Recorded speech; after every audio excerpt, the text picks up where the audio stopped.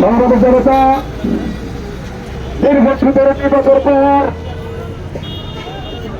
এই বাংলাদেশের ফ্যাসিবাদী সরকার, ধর্মবিরোধী সরকার একত্ববাদী রাজত্ব চালিয়েছিল দীর্ঘ 15টি বছর।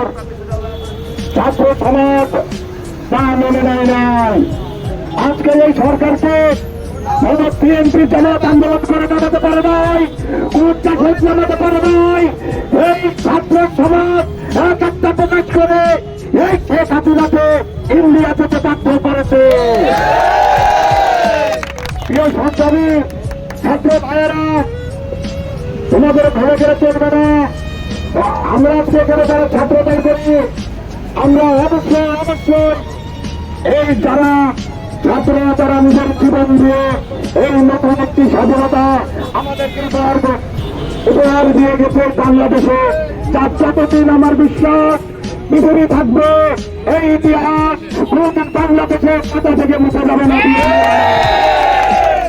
কি ভোট করেছিল আমার সব চালাতে পারে নাই, তারা কি ভোট করেছিল, পানি দিয়েছিল মুক্ত। আমরা তাদের আত্মার মাফেরাত কামনা করি এবং